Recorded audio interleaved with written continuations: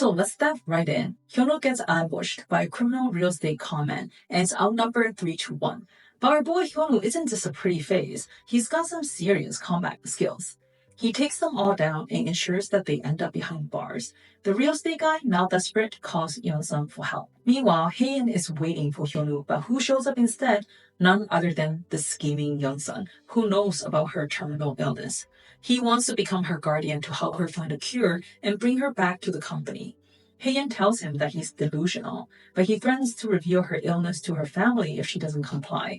What a D-bag. As they're talking, Hae-in's brother shows up and tries to punch Yeon-sun, but fails miserably. He demands to know where his wife is, but Yeon-sun leaves without a word. Back home, he calls the gold digger and tells her she'd better disconnect all ties to Korea.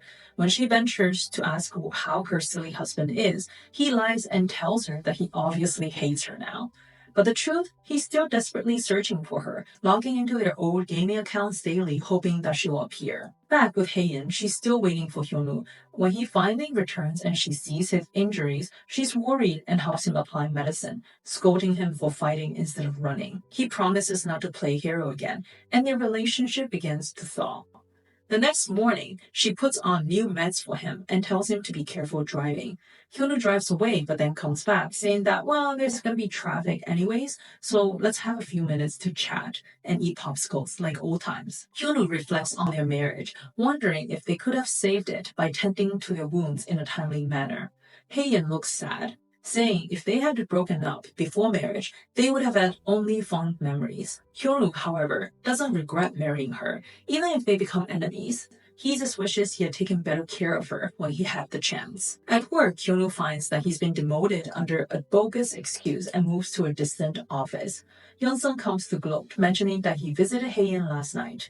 Hyun-woo remains calm, reminding Yeon-sun that the real estate owner is detained and will soon confess his wrongdoings. Back at home, Grandpa's girlfriend asks Yeon-sun to return Grandpa in exchange for discussing Hae-in's reinstatement. Yeon-sun promises to marry Hae-in and make her CEO. Furious, his mom enlists the salon owner to find Grandpa, promising to make her the CEO in return. Are you still trusting this lady? The salon owner uses her connection and finds the hospital where Grandpa is hidden, only to be caught by Hyun-woo and his lawyer friend.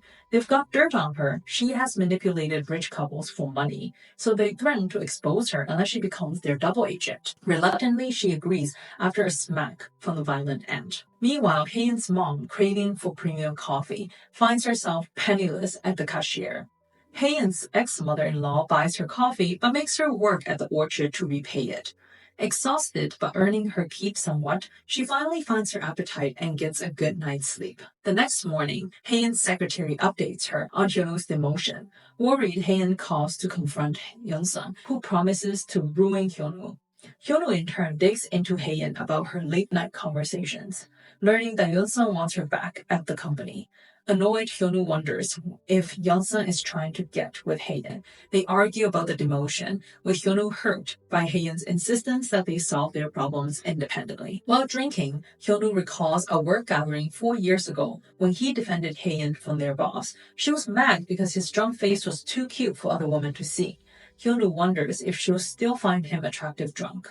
On her way back to the house, he drunkenly and adorably uses flower petals to determine her feelings.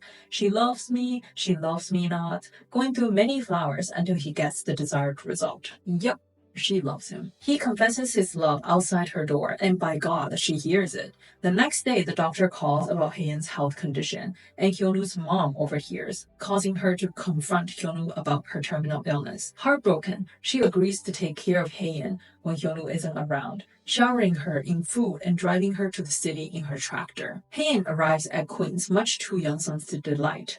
During the press release, Yeon-sun spins a web of lies, insisting that he has never betrayed her family, and in a grand gesture offers to name her the CEO. But Hae-in bravely counters by exposing Yeon-sun's blackmail of her and the demotion of Hyun-woo, also refusing the position because of her limited time. She shocks everyone by announcing her rapidly approaching death date. Hyun-woo is amazed by Hae-in's bravery, choosing to reveal her secret rather than let Yeon-sun control her. What a bombshell. Will Hae-in's bold confession shake up Queen's Group? What do you think about their thawing relationship?